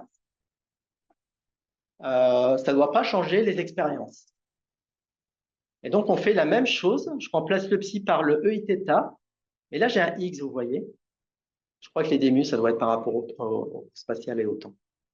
C'est des rangs par sur des rangs x mu. Ouais, exactement. Et là, les dérivés, et là, quand vous avez un dérivé de produit, en fait, c'est un dérivé de AB, c'est A dérivé de B plus B dérivé de A. Et là, on a ça. Et là, ça nous pose un problème parce que, en fait, vous voyez, avec le MC2, ça va bien, il n'y a pas de dérivée. Donc, ça t'annule. Avec la dérivée, eh ben, le Lagrangien est changé. Et en fait, là, on a perdu l'invariance. Et là, on est embêté. On se dit, waouh, OK, on applique cette modification de phase, qui est un groupe de symétrie locale. On n'a plus l'invariance du Lagrangien. Comment on va faire? Comment on peut faire pour ça? Et en fait, pour faire ça, on va rajouter au niveau de la dérivée le terme qui permet d'annuler ce terme en vert ici, qui vient de la dérivée croisée, en fait. Donc, en fait, on veut annuler le terme en vert tout en bas. On veut l'annuler, en fait. Et pour l'annuler, on va rajouter un AMU. Ça, c'est un ajout, en fait, qui est un ajout technique juste pour retrouver l'invariance.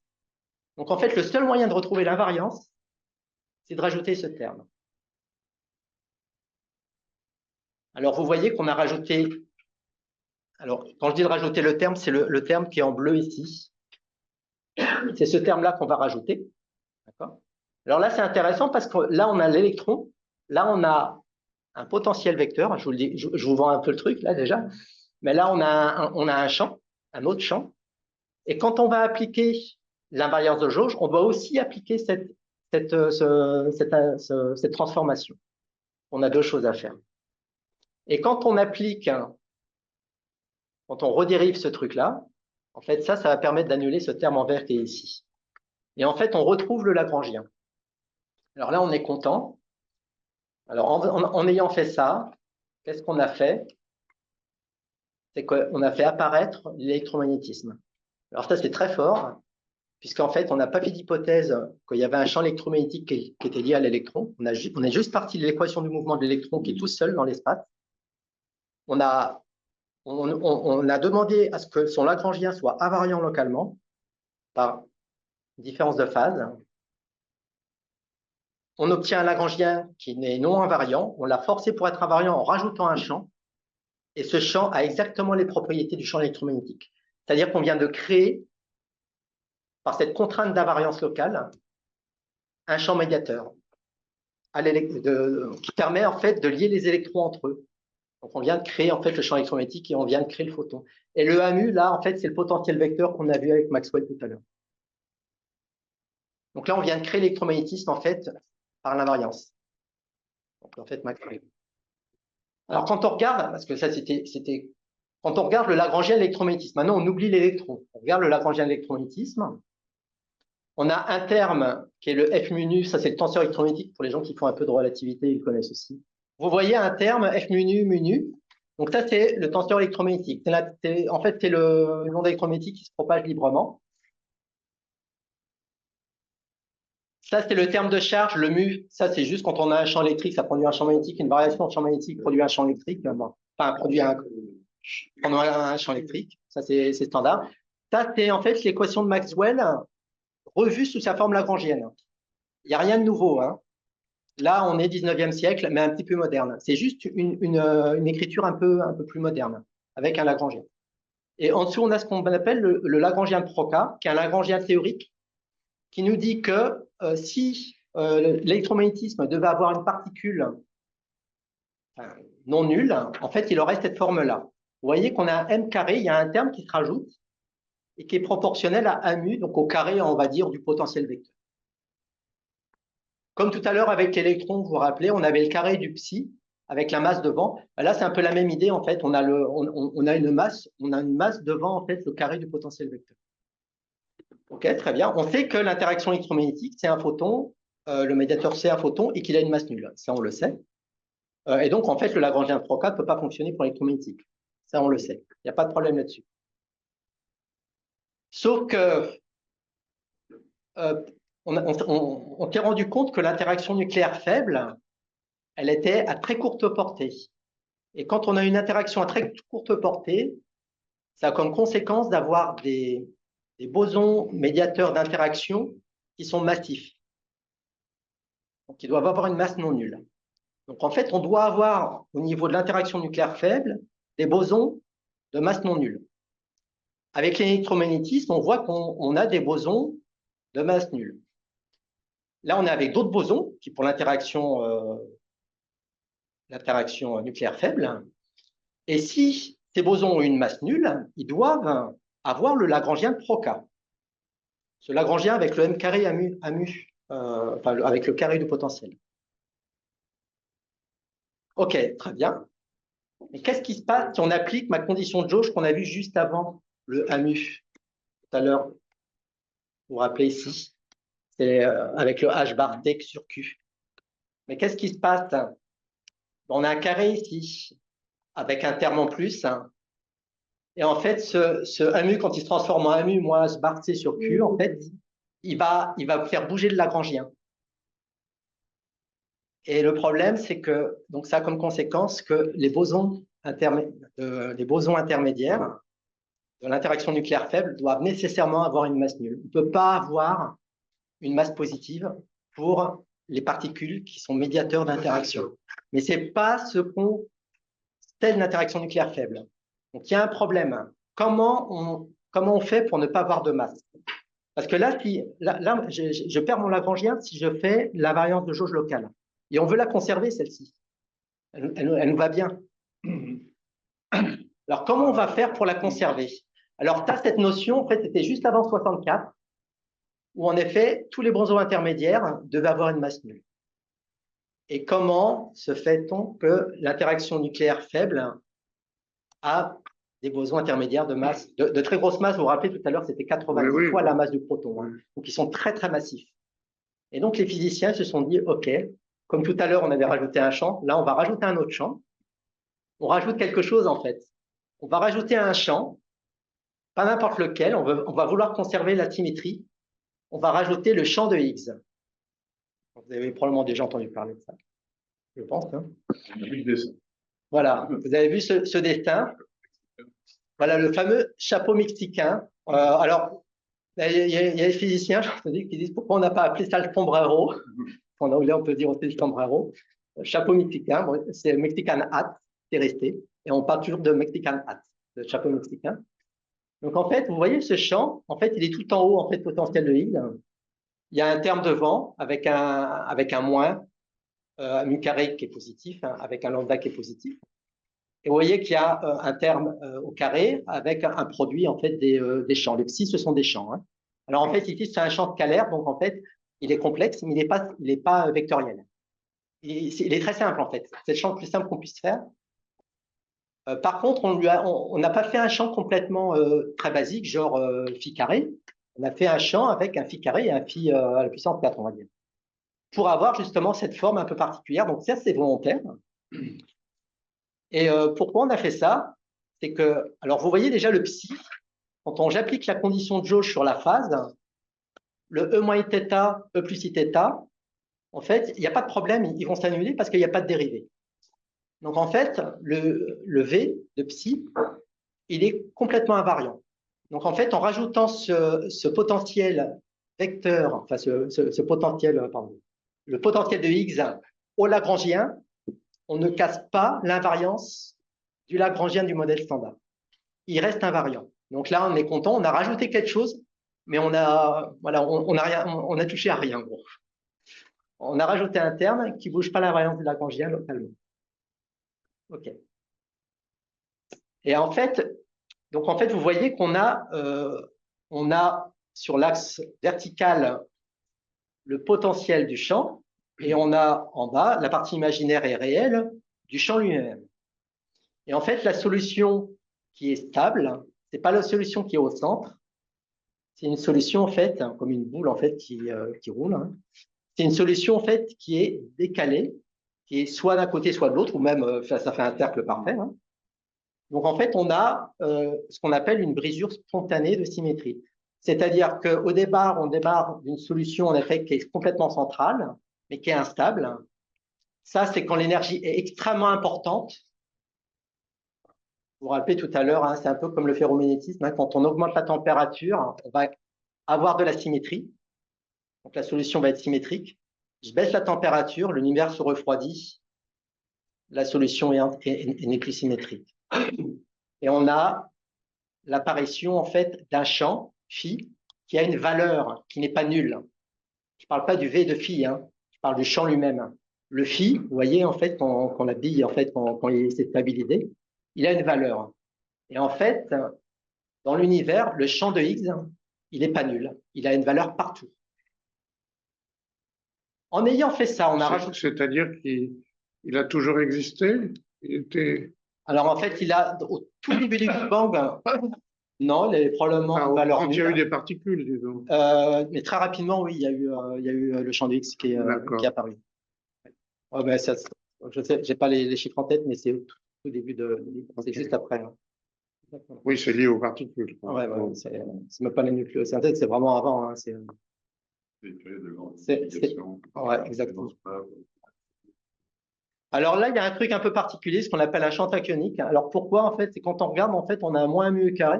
Quand on est au centre, en fait, on a un mu, en fait, qui normalement, on a un m carré, pardon, qui est négatif. Alors en fait, oui, je vous ai pas dit, un m carré, ouais.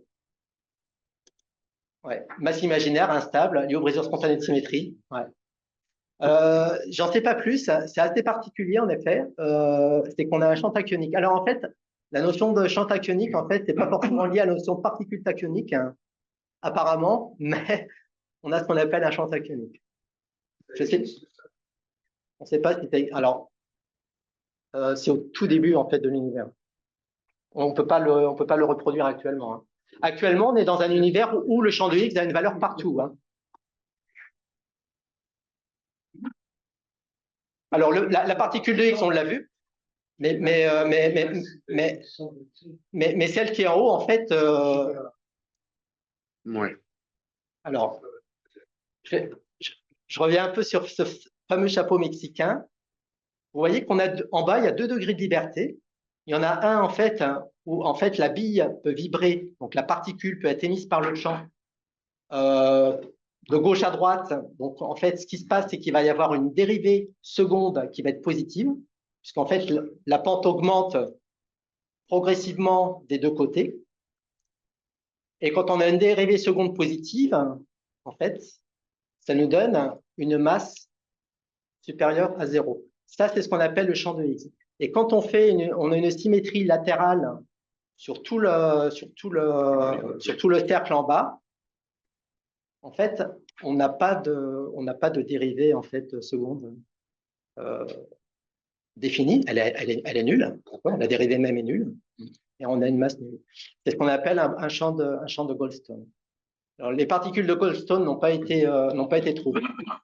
En fait, à chaque brisure de symétrie, en fait, on doit avoir ce qu'on appelle une particule de Goldstone, sauf qu'on n'a jamais trouvé des. Alors, en fait, le problème, c'est que comme la particule de Goldstone, théoriquement, elle a une masse nulle, on aurait dû la voir, comme la lumière, comme le photon. On aurait dû la détecter. On n'a jamais détecté de particule de masse nulle qui correspondra à ce champ de Goldstone. Et donc, en fait, alors, je ne vais pas faire la partie complète, mais en intégrant ce potentiel-là, on va pouvoir ramener des termes. Alors, quand il y a la brisure spontanée de symétrie, on a ce qu'on appelle les bosons de Goldstone, en fait. Ils vont être mangés, c'est le terme qui est utilisé, en fait, par les particules avant la brisure de symétrie. Donc, avant la brisure de symétrie, on a 4 particules. Le B, c'est le descendant du photon, on va dire, l'ancêtre. Et le W1, W2, W3, c'est l'ancêtre des 3 particules d'interaction. W+, moins et le Z0. Quand il y a la fameuse brisure de symétrie, en fait, comme on a un champ scalaire ici, avec 2 composantes, donc on a 4 termes, en fait, on ne va plus avoir qu'un seul terme, et les 3 autres, en fait, vont être absorbés par les fameux bosons qui ont une masse nulle, mais qui vont maintenant avoir une masse. C'est-à-dire qu'on va passer de bosons de masse nulle à des bosons qui ont une masse, parce qu'ils vont en fait se coupler avec le champ de Higgs. Et c'est le mécanisme de Higgs qui permet de donner aux bosons médiateurs de l'interaction nucléaire faible une masse très importante. Et par contre, le photon, il a une particularité, c'est qu'il n'est pas couplé au champ de Higgs. Donc le photon, lui, continue à aller à la vitesse de la lumière. Et d'ailleurs, on a un champ de Higgs aussi, hein, vous vous rappelez ici. On a quand même un boson de Higgs, en fait. Donc, en fait, voilà, le boson de Higgs ne voit pas le photon, il ne s'est pas couplé, en fait, avec le photon.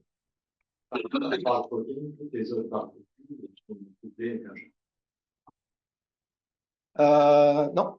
Le gluon, par exemple, n'a pas de masse. A priori. Alors, je vais en revenir un petit peu. Je vous parle un peu de la fameuse TAST. Alors là, j'ai pris la version corrigée, il n'y a pas le HST. Alors, je reste un petit peu là, c'était important, je pense, c'est intéressant. En fait, ça résume un peu tout. C'est que la première partie, alors ça, c'est le Lagrangien, modèle standard, mais très, très simplifié. Au début, on a le champ électromagnétique.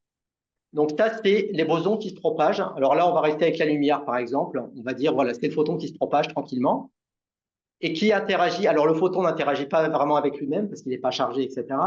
Mais bon, les gluons et les gluons, par exemple, interagissent avec eux-mêmes et les bosons de l'interaction nucléaire faible interagissent avec eux-mêmes et aussi avec les photons. Donc ça, en fait, c'est les bosons qui interagissent avec eux-mêmes. On a un terme cinétique, vous vous rappelez, les termes cinétiques, il y a toujours une dérivée. Hein. Donc, dans le F, on a le E et le B, donc c'est la dérivée du potentiel vecteur. Donc, dérivée de A. On a toujours un terme cinétique. Donc là, on est dans la terme cinétique, les bosons se propagent et interagissent entre eux. Le deuxième terme, là, on est sur le psi. Donc là, on est sur, on va dire, l'électron, mais les fermions en sens large. Avec le petit d, la dérivée covariante. Et donc ça, c'est les fermions qui interagissent avec les bosons de Jose. Je vous rappelle que le petit d de tout à l'heure, on l'avait changé en réintégrant le AMU, le potentiel vecteur. Et donc, en fait, le petit d, il intègre le AMU. Donc, en fait, ça permet à l'électron d'interagir avec le photon. Et ça, c'est une invariance locale de jauge qui a permis de faire ça. C'est très joli, hein. C'est-à-dire que là, en effet, l'équation d'Dirac, bon, il n'a pas découvert ça, hein, mais elle a été complétée par le potentiel vecteur pour conserver l'invariance locale du Lagrangien avec le changement de phase. Et donc, le D-bar permet en fait aux électrons d'interagir avec les bosons de jauge. Après, le troisième terme, vous voyez qu'on a psi. Alors, on a trois choses ici. On a quatre choses même. Psi, J. Okay. Ça, on est sur les fermions. On a phi. Ça, c'est le boson de jauge. Le champ de Higgs. C'est le champ de Higgs. Et on a un terme de couplage qui est Y ici. Et donc là, on a quoi? On a les fermions qui sont couplés au champ de jauge. Au champ de Higgs. Et vous voyez qu'on a des termes en carré, en fait, ici, avec les deux psi. Et en fait, les termes en carré, vous vous rappelez, hein, il y a une masse devant. Donc, en fait, ça, c'est la partie massive, en fait, des électrons, ou etc. Donc, en fait, ça permet de donner aussi un terme de masse aux électrons. J'en ai pas parlé, mais en fait, c'est pas uniquement pour l'interaction nucléaire faible. Le champ de Higgs permet de donner une masse aux électrons, aux quarks, etc. Donc ça, c'est ce terme de couplage, c'est la troisième ligne. Et la quatrième, on a un D, c'est une dérivée covariante, avec le champ de Higgs, au carré, ok. Vous vous rappelez, dérivée, c'est toujours un terme cinétique. Donc ça, c'est la propagation, comme le terme cinétique tout en haut, cette fois du boson de Higgs. Le boson de Higgs, il se propage. Et il interagit aussi avec d'autres bosons de Higgs et d'autres bosons faibles. Donc ça, c'est l'interaction des bosons entre eux. Mais quand on prend le Higgs. Et le moins V de phi, ça, c'est le potentiel qu'on a rajouté tout à l'heure. Et ça permet, vous vous rappelez, le potentiel, il n'y a pas de dérivée à l'intérieur. Quand il n'y a pas de dérivée, c'était un potentiel. Ça, c'est le fameux chapeau mexicain. Et ça, c'est l'interaction entre les bosons de Higgs. Et ça, c'est responsable de la mesure de symétrie pour avoir un champ de Higgs qui est non nul. Donc ça permet, et le Lagrangien est complètement invariant. On peut changer la phase, il est complètement invariant, il ne change pas. Et ça, cette opération a permis en fait de donner un terme de couplage pour les particules qui normalement ne devraient pas avoir de masse. Et même maintenant ont une masse, grâce à ce fameux champ. Attends, reviens s'il te plaît. Bon, pour ceux qui se souviennent, on a été au CERN et vous vous rappelez peut-être qu'on pouvait acheter là-bas ce mug. Donc, si vous l'avez chez vous, eh ben, vous pouvez le voir tous les jours, prendre votre café. Je ne pense pas qu'on puisse l'avoir ailleurs. Oui, il y avait des t-shirts, il y avait tout. Ouais. Alors, vous avez remarqué qu'Olivier a corrigé la petite erreur. Alors, c'est pas moi, mais le mug, c'est un nouveau mug qu'ils ont fait. Ils ont retiré le plus aspect sur la deuxième ligne. Le débarré par rapport au D, la deuxième ligne, il y a un débarré. Non, c'est pas du tout. Le débarré, c'est pour la dérivée covariante. On a réappliqué on a réappliqué le potentiel vecteur à l'intérieur. Le D, je pense, c'est ça. Allez, vas-y. Alors là, c'est l'avant-dernière. C'est juste la même chose, hein, mais sous une forme un peu plus imagée. Plus simple. Plus simple. Donc, le premier terme électroïque, c'est le terme de jauge. Donc, ça, c'est pour les bosons de jauge. Le deuxième terme, c'était les fermions. Le terme de Yukawa, ça donne la masse.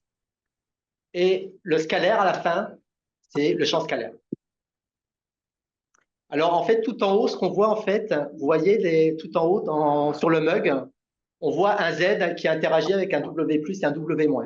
Donc, ça, c'est les bosons de jauge qui interagissent entre eux. Mais on a aussi des gluons. Vous voyez les ressorts. Les gluons, en fait, on utilise des strings, des ressorts, en fait. pour les représenter. Les gluons interagissent aussi entre eux. Quand on va sur la deuxième ligne, là, on voit l'interaction des photons avec les charges électriques, donc avec l'électron, par exemple. Donc, typiquement, un photon avec un anti-électron et un électron. Voilà. La deuxième, c'est l'interaction, c'est le champ de Higgs hein, qui donne la masse aux particules. Le champ de Higgs, c'est les petits pointillés. La dernière, c'est le champ de Higgs qui interagit avec d'autres, les petits zigouilles, là, c'est les W+, W-, avec d'autres bosons pour donner, voilà, ils interagissent, c'est une interaction boson-boson. Et la toute dernière, c'est les X qui interagissent entre eux. Parce que le X se donne lui-même sa propre masse. Alors, et là, c'est le dernier slide. Pour tout résumer, alors, ça permet de comprendre en fait les interactions et leur portée. J'ai rajouté le graviton à l'intérieur, même s'il n'est pas dans le modèle standard. C'est que quand on a une masse nulle, la portée est théoriquement infinie et doit être en 1 sur R2 pour la conservation du flux. Ça, c'est une conséquence. En fait, l'idée sous-jacente, c'est qu'on peut avoir des photons virtuels d'aussi faible énergie qu'on veut. On n'est pas limité. E égale h nu, je peux avoir une fréquence aussi faible que je veux. L'interaction se propage aussi loin que je le veux. Et donc, ça, c'est la loi de Coulomb, simplement en 1 sur R2, mais aussi la loi de Newton. Alors, vous allez me dire, la relativité générale, ce n'est pas uniquement exactement la loi de Newton. Il se passe qu'en relativité générale, le graviton, en fait, il est porteur de si, enfin, il interagit avec lui-même, donc c'est non linéaire, donc il y a des petits écarts. Et globalement, dans le système solaire, dans les galaxies, ça marche plutôt bien. Alors, pourquoi les gluons ont une masse nulle? Pourquoi ils n'ont pas, ça c'était aussi un grand défi, pourquoi ils n'ont pas une interaction illimitée de portée infinie en 1 sur R2, comme le photon et comme la gravitation, alors qu'ils ont une masse nulle? Ah oui. Et en fait, c'est dû à quoi? C'est que les gluons sont porteurs de charge de couleur. La charge de couleur, c'est rouge, vert, bleu pour l'interaction forte. Hein. Elles n'ont pas des couleurs vraiment, hein, c'est juste un code couleur. Il faut que les particules soient neutres, soient blanches, on va dire. Et donc, il faut toujours qu'il y ait les 3 couleurs ensemble. Et en fait, le fait que la particule médiatrice de l'interaction possède également sa propre charge fait en fait qu'elles vont se coupler et en fait, les gluons vont vite interagir entre eux, et en fait, ça va faire une sorte de boule de gluon autour du quark, et ça ne va pas aller au-delà. C'est ça l'idée, en fait. C'est qu'en fait, autour d'un quark, en fait, on a une marée de gluons virtuels, et l'interaction, en fait, va s'arrêter très vite. Et pour la partie interaction faible, elles ont des masses non nulles, mais grâce aux Higgs. Et elles ont des masses très élevées. Masse très élevée dit que l'interaction va être à très courte portée. Et en effet, l'interaction faible est à très, très courte. Voilà. Donc, on a les 3 typologies d'interaction avec ce qu'on appelle des phases, différentes phases. Donc, on a la phase de Coulomb, la phase confinée. Pour le confinement des quarks, enfin des gluons, liberté asymptotique, il y a eu des prix Nobel hein, pour ça. Pour l'interaction faible aussi, il y a eu des prix Nobel. Enfin, il y a eu plein de prix Nobel. Et là, je vous donne. Et là, on va commencer. Non, je le plaisante. Je vais vous démontrer ce qu'on peut trouver sur Internet. Ça, c'est le Lagrangien complet, en fait, qui a été. Je vous interroge demain là-dessus. Voilà. Une erreur au milieu. Ouais. Une erreur au milieu. Apparemment, je crois qu'il y a une erreur. En fait, il y a quelqu'un qui avait trouvé une erreur. Je ne sais pas si c'était quoi. Alors, vous voyez, en fait, alors on va pas le. C'est à gauche. On va pas le regarder, hein, mais on voit des dérivés, on voit des démus, on voit on voit plein de termes, on voit des gammas, on voit un peu des termes qu'on a déjà vus. Arrêtez-le, arrêtez-le. On voit des psi. Et il faut savoir que tout le modèle standard est avec des Lagrangiens, avec ce genre de Lagrangien.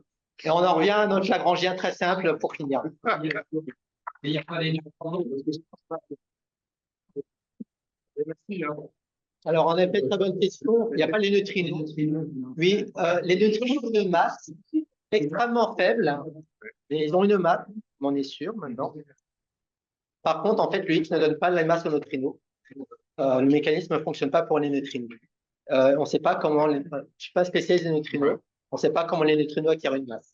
Bon, ben, Leur masse est très faible. merci Olivier. Ouais, Est-ce que... Oui, je crois qu'on peut applaudir. Moi, j'ai décroché au Lagrangien. Est-ce que vous avez des questions? Moi, j'en ai une. Quelle est la couleur du sombrero? Je ne sais pas. Bon, une question plus sérieuse. Est-ce que vous avez... C'est quoi? Ah, faut le mettre sur le bureau de la secrétaire. C'est pour payer les trucs. Oui, ben, on va le mettre. Tu veux mettre sur Je peux revenir à... Je peux revenir si vous voulez. Bah, tiens. Voilà, voilà, on mettra. Merci. Merci. Hein. Est-ce qu'il y a une question, s'il vous plaît? Je pense qu'il va falloir beaucoup de temps pour digérer ça. Alors, Je suis pas certain que je veuille le digérer, d'ailleurs. maintenant, quand on revient à ce transparent-là, vous voyez une chose, en fait, on a le boson scalaire. Bernard. En fait, le boson scalaire, donc en fait, le X, c'est un champ scalaire, donc c'est un boson scalaire, c'est-à-dire qu'en chaque point de l'espace, il n'y a pas de valeur vectorielle, il n'y a pas de vecteur, c'est un champ complexe, scalaire. Et vous voyez que ce n'est pas marqué jauge. Donc en fait, on a réintroduit cette brisure de symétrie, mais ce n'était pas pour combler un problème dû à une invariance de jauge qui ne marchait pas, c'est pour combler le problème dû à la masse qui devait être nulle. Donc en fait, le boson de Higgs, ce n'est pas un boson de jauge. Et ce n'est pas une interaction. Ce n'est pas une nouvelle interaction, en fait. Je crois d'ailleurs que bon, c'était fait au début, effectivement, pour les bosons d'interaction Z, mais après, on a fait une adaptation pour les fermions, parce que c'est pareil, maintenant, dans le Lagrangien, il y a pas de masse. Oui. Alors, j'en ai pas parlé vaguement, mais en effet, la masse des fermions, électrons, quarks, etc., s'explique avec un couplage avec le champ de Higgs. Un terme de couplage, en fait, et la lumière n'est pas couplée, donc elle va... et les gluons non plus. Hein. Ils ont une masse nulle. D'autres questions? À propos de la découverte du boson de Higgs, comment on a déterminé que c'était bien le boson de Higgs? C'est marqué dessus? Oui, c'était marqué dessus, oui. Alors, en fait, le boson de Higgs, il a une durée de vie extrêmement courte. Tu mettras ça avec... C'est des intégrations, en fait, qui ont une signature bien particulière, qui ont permis, en fait, de découvrir. Vous avez peut-être déjà vu la petite bosse, en fait, sur les graphiques. On voit tout d'un coup une petite bosse en disant, là, il y a une masse. Ouais. Et en fait, vous voyez, tout en bas, il y a un fond continu. En fait, c'est tous les photons qu'on trouve quand il y a des réactions de physique des particules standards qu'on connaît bien. Et en fait, on a trouvé par rapport à cet énorme champ de fond, c'est plein de photons qui arrivent, on a trouvé un petit peu plus de photons à cet endroit-là. Et ça correspond à la signature d'une particule qui se désintégrait en 2 photons.